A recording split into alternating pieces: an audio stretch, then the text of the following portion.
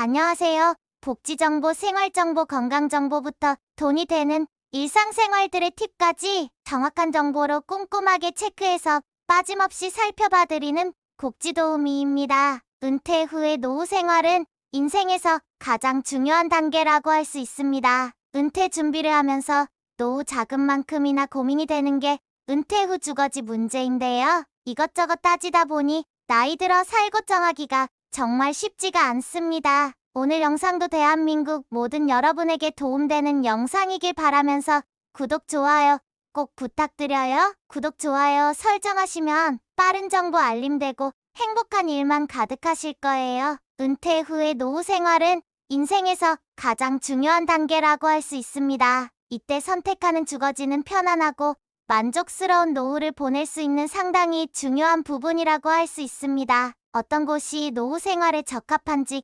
결정하기는 어려운 과정일 수 있으며 다양한 부분을 생각해야 하는데요. 은퇴 준비를 하면서 노후 자금만큼이나 고민이 되는 게 은퇴 후 주거지 문제입니다. 은퇴 후에는 은퇴 전보다 집에 머무는 시간이 많아지죠.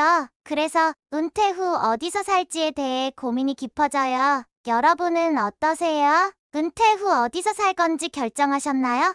실버타운, 전원주택, 아님 살던 곳에서 계속? 나이 60에 은퇴해도 90까지 산다면 30년 세월인데 그 많은 시간을 지금 살고 있는 앞뒤로 콘크리트 건물들이 빼곡히 들어서 있는 좁은 아파트 안에서 다람쥐 쳇바퀴 돌듯 살아야 될지 다른 곳으로 가야 될지 참 고민입니다. 조금 한적한 시골에 전원주택을 짓고 푸른 나무와 산과 강 바라보면서 과일나무도 키우고 텃밭도 일구면서 사는 게 좋지 않을까 하는 생각도 들고 주변에 들려오는 소리에는 실버타운이 엄청 편하고 좋다고 하니 그냥 다 정리하고 실버타운으로 들어가면 어떨까 하는 생각도 들 수 있습니다. 이런 고민들은 은퇴를 준비하는 세대에게도 은퇴를 하고 지내는 어르신들에게도 모두 적용되는 것인데요. 전원주택, 실버타운, 아파트 또는 지금 사는 집에 계속 살 때의 장단점들에 대해 체크해 보도록 할게요. 가끔 우거진 나무들을 보면 그래, 전원주택 하나 지어서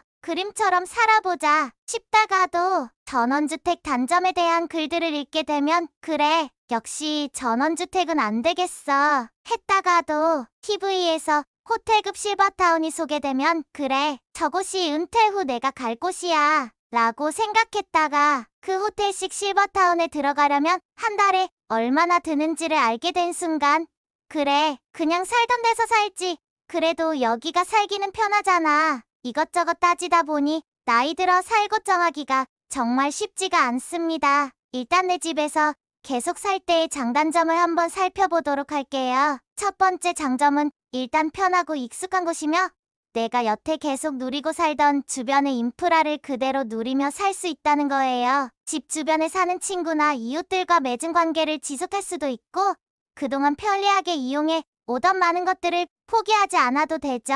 두 번째 장점은 무엇보다 내 마음 편한 대로 살 수 있다는 거예요. 아무래도 시설에 들어가게 되면 거기에서 지켜야 할 규칙들이 있을 것이고 또 사람들이 집단으로 생활하는 곳이다 보니 사교성이 없는 사람들, 개인주의 성향이 강한 사람들은 적응이 쉽지만은 않을 것 같아요. 세 번째 장점은 작든 크든 어쨌든 내 집이니까 죽을 때까지 누가 나가라곤 하지 않을 테니 죽을 때까지 안정적으로 거주할 수 있다는 거예요. 꽤 유명하고 규모가 있던 실버타운인 창녕 더 K 서드에이지가 경영학과로 폐업한 사례도 있는데요. 죽을 때까지 거기서 살 수 있을 것 같아서 다 정리하고 입수한 곳인데 나이 80, 90 다 된 사람 보고 폐업할 테니 각자 살 곳 다시 알아보라고 하면 정말 막막하지 않겠어요? 아무리 시설이 좋은 곳이라도 자기 집이 아니라면 노후 주거 안정을 100% 장담할 수 없다는 불안감을 늘 안고 살아야 한다는 단점이 있습니다. 하지만 내 집에 독립적으로 사는 것도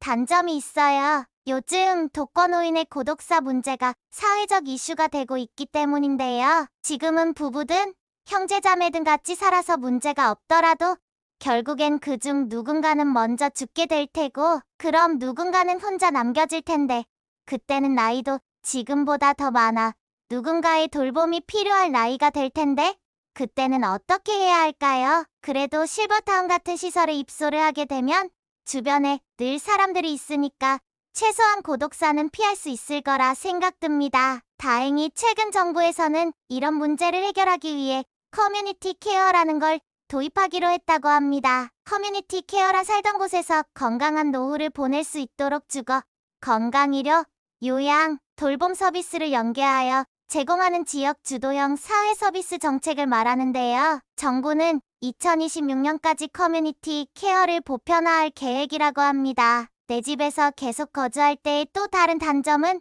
집을 계속 소유하고 있을 때 발생하는 비용인데요. 은퇴를 하고 나면 건강보험도 직장가입자에서 지역가입자로 바뀌게 됩니다. 수입은 없는데 내야 할 보험료는 더 많아지고 재산세 등의 세금 문제도 생각해야 하는데요. 이게 부담스러운 경우에는 지금 살던 곳에서 가까운 곳으로 집의 규모를 조금 줄여서 이사를 하거나 주택연금에 가입해서 주거 안정과 노후 자금을 해결하는 것도 하나의 방법이긴 하겠지만 어쨌든 내 집에 계속 살지 말지를 결정할 때 이런 보험료나 세금 문제도 고려해야 하겠습니다.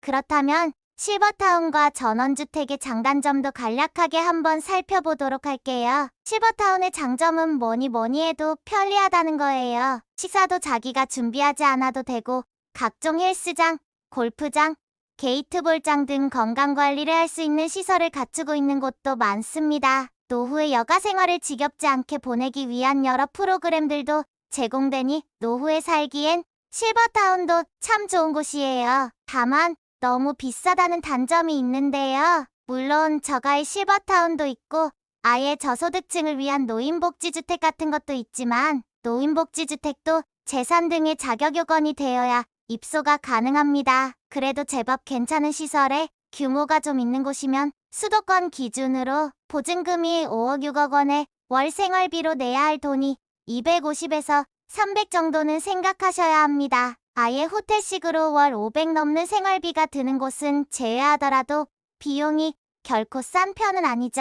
게다가 저것 외에도 실버타운에 내는 비용 말고도 개인이 쓰는 비용도 생각하면 적어도 한 달에 400은 넘게 있어야 수도권 평균 실버타운에서 여유 있게 생활이 가능할 것 같은데요. 물론 지방으로 가면 저것보다 더 저렴한 비용의 실버타운도 있습니다. 두 번째 실버타운의 단점은 숫자가 너무 적다는 건데요. 전국에 꽤 규모가 있고 오랫동안 유지해온 실버타운을 보니 20개에서 30개 정도밖에 되지 않았습니다. 실정이 이렇다 보니 실버타운 입주를 희망하는 사람이 많아도 원하는 시기에 당장 입주는 거의 불가능한 상태인데요. 그래도 롯데그룹처럼 실버 산업에 뛰어드는 기업이 생기기 시작했으니 앞으로는 더 많은 실버타운이 생길 거라고 생각합니다. 세 번째 실버타운의 단점은 위에서도 언급했듯이 내 집이 아니고 임대로 사는 곳이니 언제든 운영업체에서 폐업하겠다고 나가라고 하면 어쩔 수 없이 나와야 한다는 게 단점입니다. 더케이 서드에이지의 폐업 사태를 보면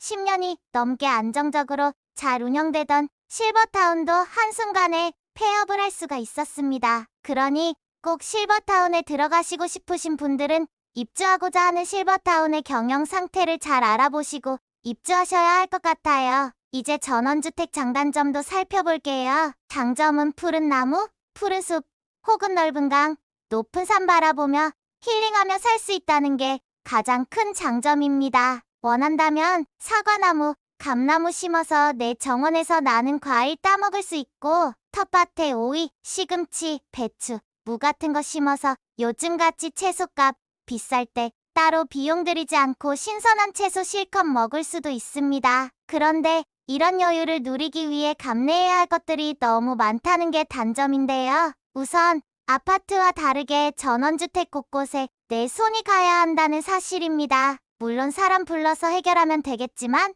도시에서처럼 인부를 부르는 일도 쉽지는 않을 것이고요. 둘째, 난방비가 생각보다 꽤 많이 나옵니다. 아파트든 주택이든 도시에 살면 대부분 집 앞까지 도시가스가 들어오지만 홀로 뚝 떨어진 전원주택의 도시가스는 꿈도 못 꾸리고 대부분 기름 보일러 아니면 LPG일 텐데요. 여름이면 그래도 조금 낫겠지만 겨울에는 자칫 난방비 폭탄을 맞으실 수도 있습니다. 셋째, 온갖 풀과 벌레들과 전쟁을 치러야 합니다. 마당에 자란 풀을 제때 베어주지 않으면 자칫 기곡산장이 될 수도 있고, 개나 고양이 무서워하는 사람은 길 가다 마주치는 들개와 들고양이 때문에 공포에 떨어야 할지도 모릅니다. 넷째, 지역 주민들의 텃세도 있는데요. 이것도 귀농귀촌에서 전원 생활을 하시는 분들이 빠짐없이 토로하는 문제점입니다. 원주민들이 어느 날 갑자기 도시에서 들어온 이방인을 반기지 않는다는 건데요. 그냥 혼자 여유롭게 살도록 내버려 두면 좋을 텐데, 이 문제 저 문제 걸고 넘어지면서 스트레스라도 주면 정말 피곤할 것 같습니다. 다섯째, 도시의 편리한 인프라를 손쉽게 누릴 수 없다는 건데요. 치킨 한 마리, 피자 한 판 시켜 먹기도 힘들지 모릅니다. 가능하다고 해도 내 입맛에 맞는 다양한 맛을 선택하기는 어려울 수도 있고, 마트에 장 한 번 보러 가려도 30분 이상 차를 몰고 나가야 할 수도 있습니다. 은퇴 후 누구나 한 번쯤은 저 푸른 초원 위에 그림 같은 전원주택을 지어놓고 살고 싶다는 꿈을 꾸지만 현실은 결코 녹록지 않은데요. 여러분들은 노후 거주에 대한 문제 어디까지 고민해 보셨나요? 어떻게 생각하시나요? 다음 이야기는 은퇴 후 노후 고민 중에 하나인 나이 들어서 살기 좋은 곳으로 준비해 보려고 합니다. 오늘도 좋은 정보가 되셨다면 힘이 되는 구독과 좋아요 꼭 부탁드리고요. 유익한 영상이었다면 소중한 분들께 공유 부탁드립니다. 행복한 하루 되세요.